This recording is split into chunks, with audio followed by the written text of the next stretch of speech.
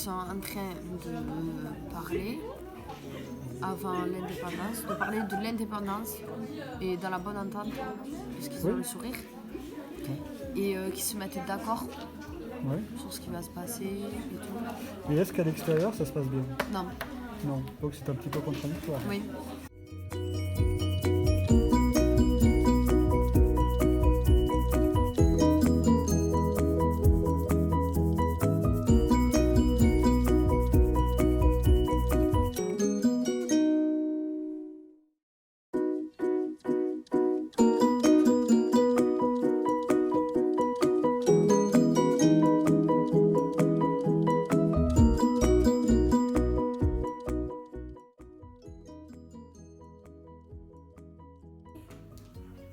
C'est bon là? Oui. Alors, introduction. Voilà. Après, là. Après, là. Après. Enfin, introduction. Oui, c'est ça. Là. Ouais. Après ça. Attends. Début du. Voilà. Maintenant. Ouais, c'est bon. Après ça. Tu le tiens, je te après, empire colonial. Ah voilà. Empire colonial.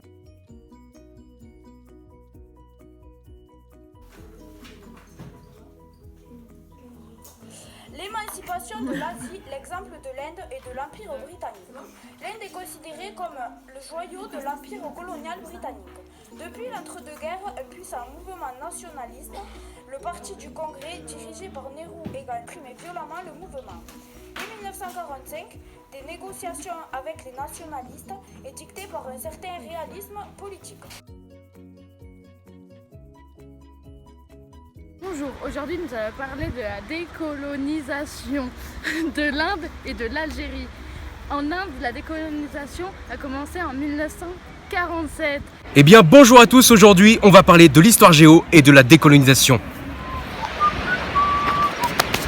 Bonjour. Bonjour. Qu'est-ce que la décolonisation mon cher? C'est très simple. La décolonisation, c'est le processus par lequel une colonie devient indépendante. Merci beaucoup. Bonjour. Qu'est-ce que la colonisation? Eh bien bonjour. Attendez que je sorte mon dictionnaire. Je vois ici. Le fait de peupler un territoire de colons.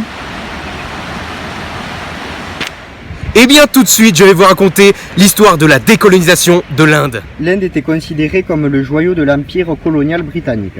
Depuis l'entre-deux-guerres, un puissant mouvement nationaliste du Parti du Congrès dirigé par Nehru et Gandhi animait la lutte nationaliste. Dans les années 20, les Britanniques n'avaient pas hésité à réprimer violemment le mouvement.